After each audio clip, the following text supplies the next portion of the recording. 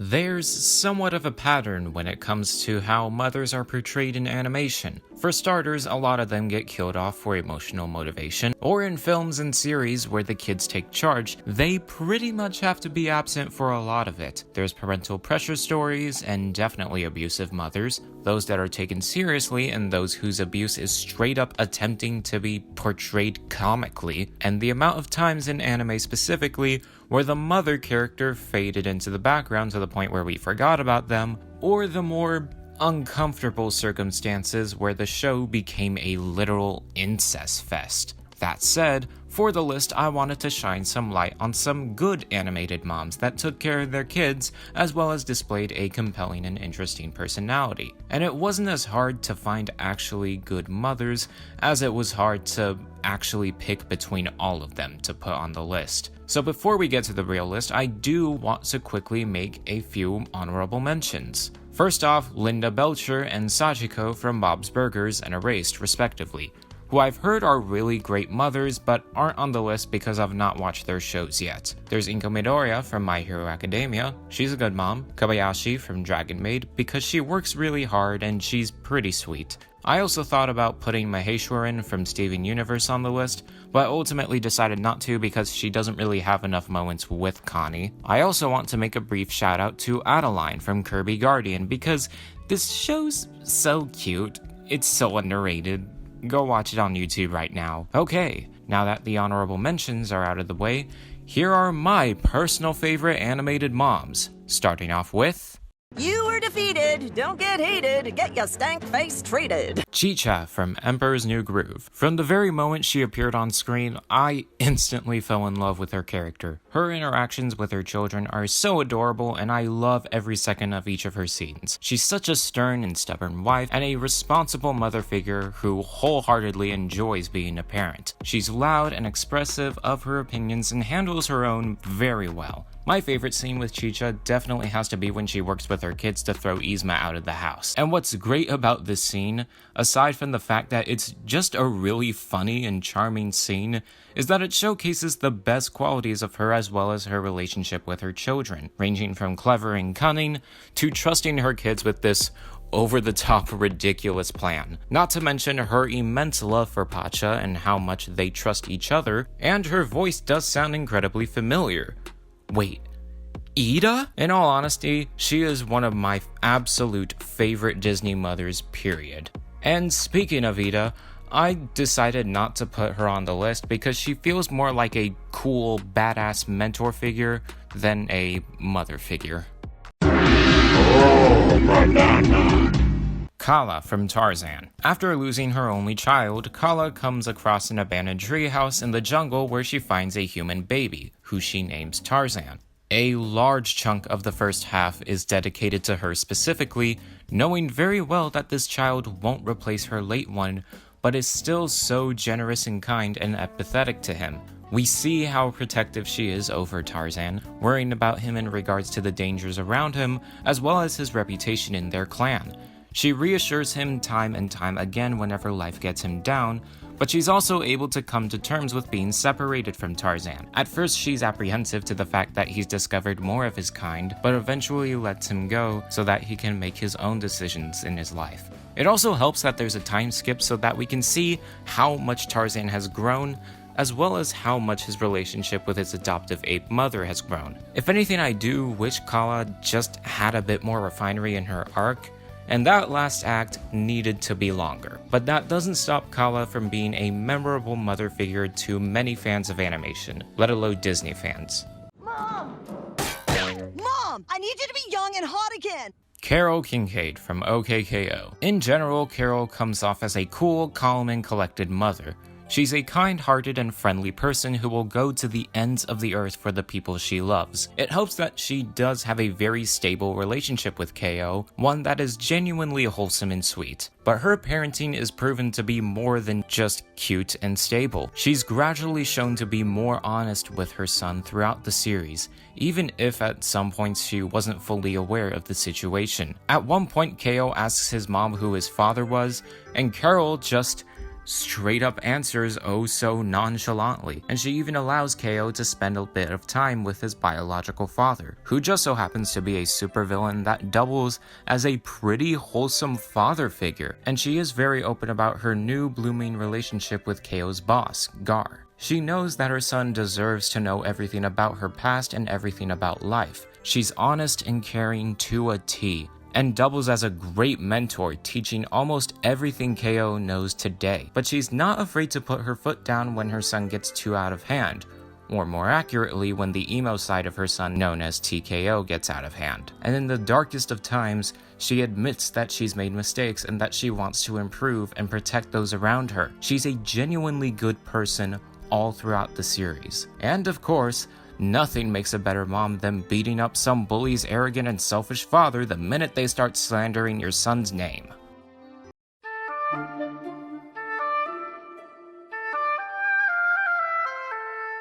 Clara Magnolia from Violet Evergarden. As much as I'd really want to put her higher on the list, I technically can't, since she only appears in one episode, the best episode, and it doesn't help that the plot isn't actually about her, more so than it is about the best child character in any medium ever, fight me. Still, for the time she's on screen, she is undeniably displaying her very best self. Clara is kind, carefree, and all-around comforting to her daughter, as well as to those around her. She's incredibly polite and calm, and she does have this grand image of a mother figure, which is unsurprising for a family that owns a mansion and, for lack of a better term, a maid, but it is straight up amazing what she does in this episode.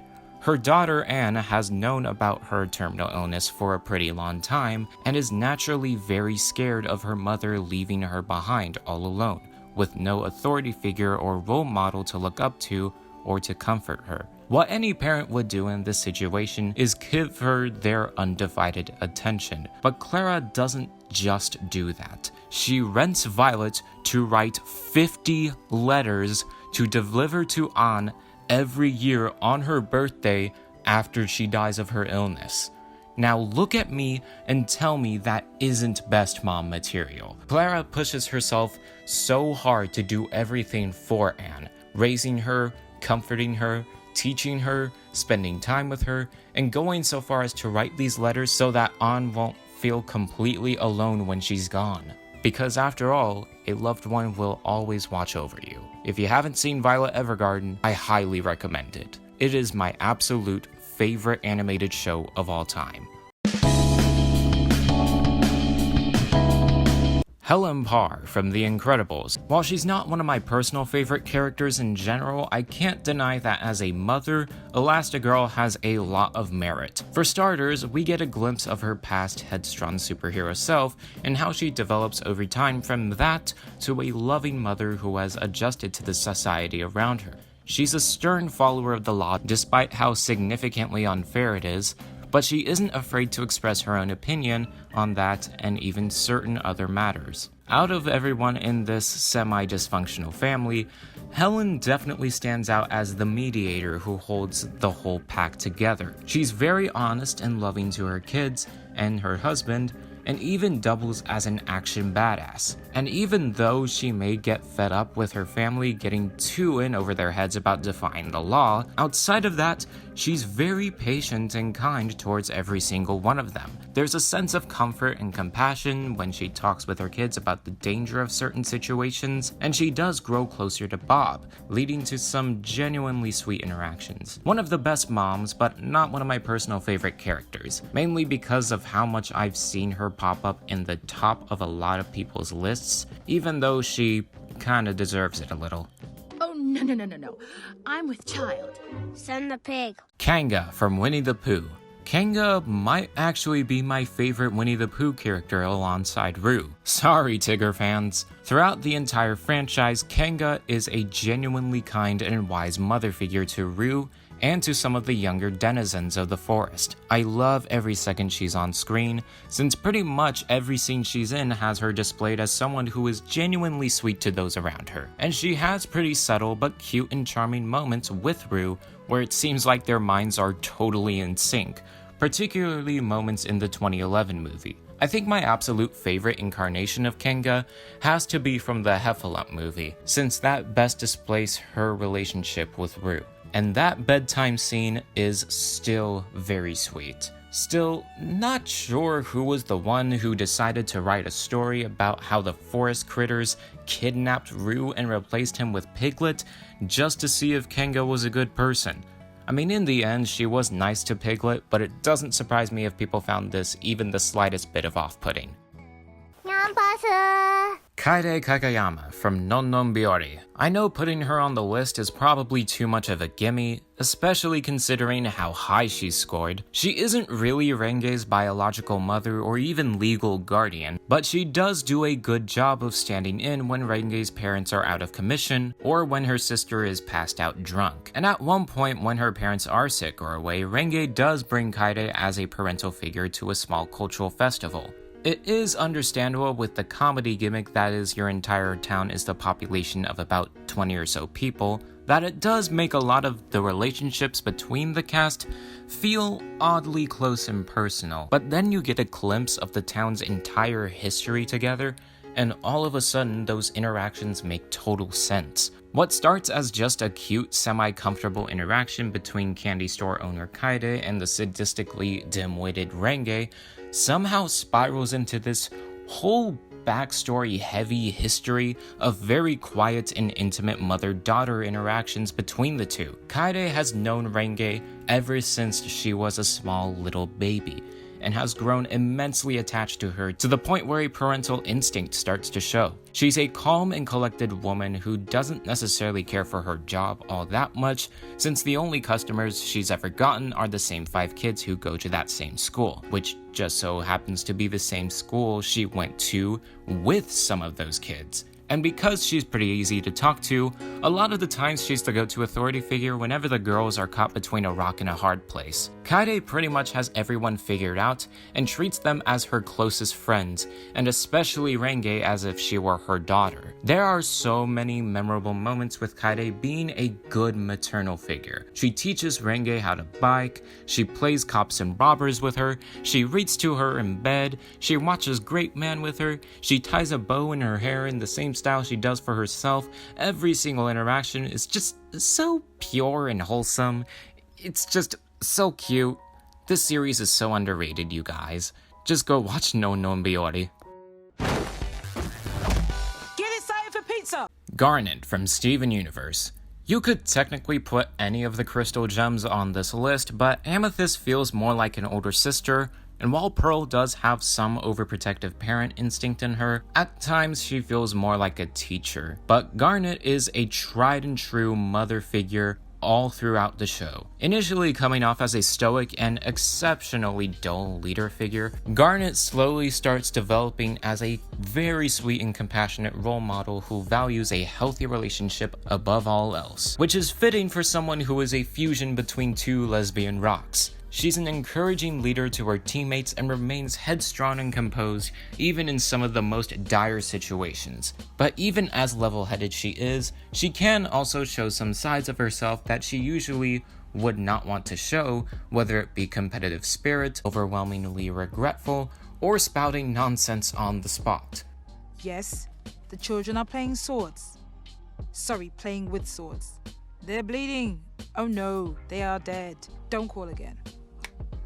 Sorry, I panicked. Despite that, she's cool and is probably the most knowledgeable out of the crystal gems, appropriate for someone who has the ability to see possible outcomes in the future. Still, while she is presented as this grand image of a leader, she's a very caring mother figure to Steven. She's very considerate towards Steven and even allows him to come along on certain missions and make his own decisions, even if they are somewhat dangerous. She will do anything for Steven, and she is incredibly honest towards him about her struggles and her insecurities, and even doubles as a great mentor figure, giving him advice about certain aspects of life. She's not afraid to put her foot down when things go awry, but she treats Steven as if he is the most precious thing in the world to her, which is reflected in the majority of her interactions with him, which is really cute. There are other characters from Steven Universe that I like better, but Garnet does deserve to be in my top favorites of that series. Hana from Wolf Children. I saw Wolf Children just last week, and Hana very much deserves to be this high on the list. Hana, upon getting together with a wolf man, gives birth to 2 beautiful children who can spontaneously change into wolves at will. After the man dies, Hana has to raise her kids Ame and Yuki while under some immensely suffocating circumstances and situations. However, her trials and tribulations aren't displayed as melodramatic, as it is pretty lighthearted and comedic, which really helps with the tone of the movie. She overcomes every hardship and obstacle with such endurance and wit. She rebuilds a desolate house, takes care of a large amount of crops, and establishes a strong relationship with her community. She's very trusting of her kids and provides them with a plethora of unconditional love. She spends time with her kids, does everything for her kids, and even gives advice to her kids, as well as takes advice from those around her. Then there's the extra depth of Ame and Yuki becoming fully fleshed out characters, pondering over where they want to go in life, and then seeing how Hana reacts to that and comes to terms with letting go, which is genuinely heartwarming. I'll be honest, it was pretty hard to order all these good moms from all these different franchises, but honestly, it wasn't all that hard to pick my #1 favorite animated mother. Makia from Sayawasa. It is not enough to just say that Makia is the best mother of animation. She is a tried and true goddess amongst animated moms, a compassionate, hard-working parent who enjoys being one, a kind and gentle soul whose adoptive son never once leaves her mind, a true homage to motherhood. Makia is an immortal, unaging girl whose kind is living in prosperity. That is until their clan is virtually wiped out, or swept under the rug, by a neighboring civilization. Makia leaves her dearest family behind and finds herself alone in the forest with a baby in the arms of his deceased mother, which is when she decides to take him in and raise him as her own. What follows is a fascinating unraveling of the entire spectrum of parenthood. And what makes it so spectacular is that this is her son Ariel's entire life from beginning to end, viewed from her eyes. We see and feel the joy in Makia's face when she finds Ariel, the desperation in trying to provide for him, how playful she is from time to time with him, how they've grown apart in his coming years of adolescence, how devastated she is when he rebels and switches sides, but also how she loves him so dearly from the bottom of her heart, and how she comes to terms with the fact that with her being an immortal, he will die before she does. But Makia doesn't raise him alone, she raises him from the help of her mentors and friends who help teach her the ways of motherhood. And in turn, we see how gradually more knowledgeable she becomes to give Ariel advice on the mysterious aspects of life. It also helps that Ariel gets his chance to shine, with him gradually growing apart from Makia so that he can make his own decisions in life, but also how her undivided attention and passionate love has shaped him into the person he is today, and vice versa. And once he's old enough to handle his own, she lets go of him, and they go their separate ways to move along with their lives. And that last ending scene is still emotionally devastating. Makia is, in the truest sense of the word, a goddess, an untouchable image of the perfect mother, willing to go above and beyond to provide for her child and get the help she needs from others to do so. Sayawasa, or for American audiences, Makia When the Promised Flower Blooms, is up there in my top favorite animated films of all time, and it has my absolutely wholehearted recommendation. Please go check it out. So those are my personal favorite mothers of animation. But this is my opinion after all, so tell me guys, who are your favorite animated moms? Make sure to like, comment, subscribe, and hit the notification bell. It takes hours and days to make these videos, whereas it only takes a few seconds of your time to do those 4 actions. As always, thank you for watching, and see you next time.